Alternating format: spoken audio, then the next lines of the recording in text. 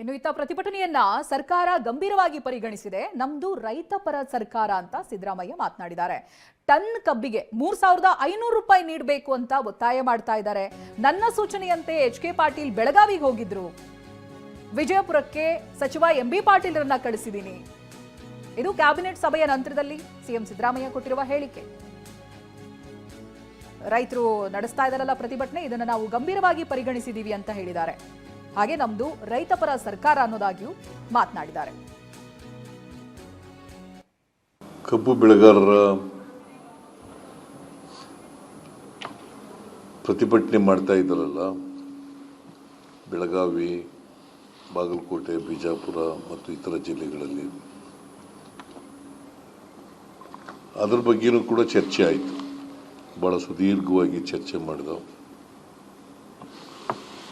ನಾನು ಕ್ಯಾಬಿನೆಟ್ಗಿಂತ ಮುಂಚಿತವಾಗಿ ಎಂ.ಬಿ. ಪಾಟೀಲ್ ಜೊತೆ ಮಾತಾಡಿದ್ದೆ.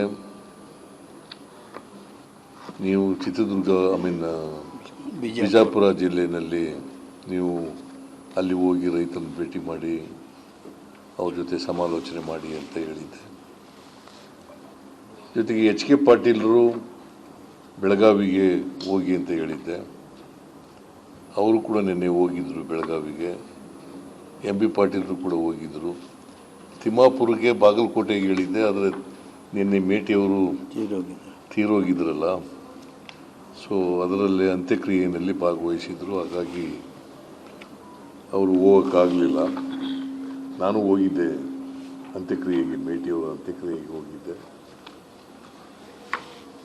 ನಿನ್ನೆ ರೈತರ ಜೊತೆ ಎಚ್.ಕೆ. ಪಾಟೀಲರು ಮತ್ತು ಎಂ.ಬಿ. ಪಾಟೀಲರು ಮಾತನಾಡಿದ್ದಾರೆ.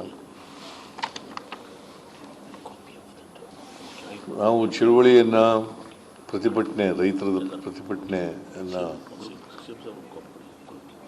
ಭಾಳ ಗಂಭೀರವಾಗಿ ಪರಿಗಣಿಸ್ತಕ್ಕಂಥ ಕೆಲಸವನ್ನು ಮಾಡಿದ್ದೀವಿ. ಯಾಕಂದರೆ ನಮ್ಮ ಸರ್ಕಾರ ಯಾವತ್ತೂ ಕೂಡ ರೈತರ ಪರವಾಗಿರ್ತಕ್ಕಂಥ ಸರ್ಕಾರ.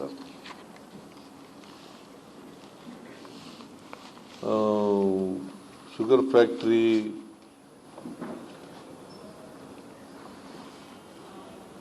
ಸತೀಶ್ ಜಾರಕಿಹೊಳಿ ಅವರ ಹತ್ರ ಇರೋದ್ರಿಂದ ಮತ್ತು ಲಕ್ಷ್ಮೀ ಹೆಬ್ಬಾಳ್ಕರ್ ಜೊತೆ ಇರೋದ್ರಿಂದ ಅವ್ರು ಹೋಗಲಿಲ್ಲ. ಯಾಕಂತಂದರೆ ರೈತರು ಶುಗರ್ ಫ್ಯಾಕ್ಟ್ರಿ ಅವ್ರ ಮೇಲೆ ಆಕ್ರೋಶವಾಗಿದ್ದರು. ಅದರಿಂದ ಅವರು ಹೋಗೋಕ್ಕಾಗಲಿಲ್ಲ. ಅದಕ್ಕೆ ಎಚ್.ಕೆ. ಪಾಟೀಲರನ್ನು ಅಲ್ಲಿಗೆ ಕಳಿಸಿದ್ದರು. ಸತೀಶ್ ಜಾರಕಿಹೊಳಿಯವರು ಡಿ.ಸಿ. ಎಸ್.ಪಿಯನ್ನು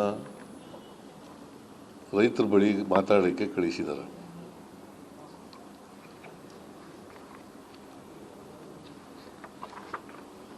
ಅವರು ಹೋಗಿ ಪ್ರತಿದಿನ ಏನೇನು ನಡೀತದೆ ಅದನ್ನೆಲ್ಲ ವಾಚ್ ಮಾಡಿ ರೈತ ಮುಖಂಡರುಗಳನ್ನು ಕೂಡ ಭೇಟಿಯಾಗಿದ್ದಾರೆ. ಅವ್ರ ಜೊತೆ ಮಾತುಕತೆ ನಡೆಸಿದ್ದಾರೆ.